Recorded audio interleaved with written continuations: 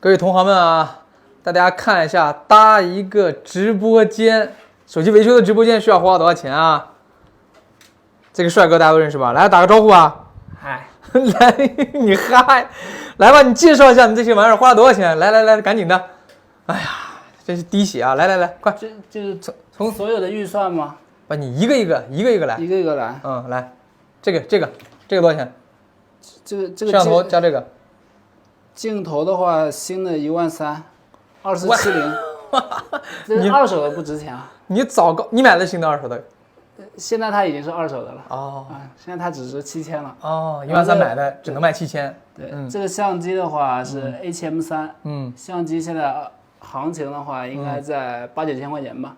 行，继续。这个是买的新的 HM4。新的是15000。然后这个是70180镜头。这个买的是二手的，镜头二手的价格是5100。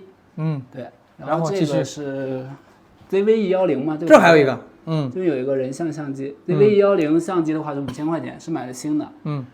然后这个镜头的话，2470f4，好像是，对，2470f4，二手的行情应该在4000多块钱，这个镜头4000多块钱。所以这一套就是9000多。我去，滴血。这个。我操，这还有一个，这个镜头是买的新的，是1850的话3000多块钱吧，好像是将近4000块钱。然后这个相机跟那个白色是一样的，将近4000多块钱，将近5000。这个 ZV-E10，其他的还有吗？这个是什么相机？这个是舜宇的 SZN71，这边有编号。行啊，剩下都不值什么钱了吧？剩下对，这个还有贵的呢。这个还有什么？机箱不贵吧？哦对，机箱不2万块钱吗？还有电脑，把那个垃圾拿走。电脑配置花多少钱？电脑单机箱的话是1万。这电脑一共花多少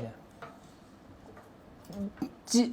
机箱的话是18000，然后它有个采集卡比较贵，这个采集卡将近5000块钱。采集卡在电脑里面。对，所以连在一起，这个电脑应该是23000。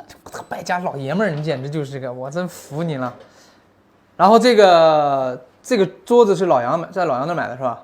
对，花多少钱？2个桌子一起花来将近是在1万块钱左右。是咱定制的是吧？那一共花多少钱？你告诉我一共花多少钱？我现在上头了，我跟你说，血压上来了。我看一下之前是怎么报备的。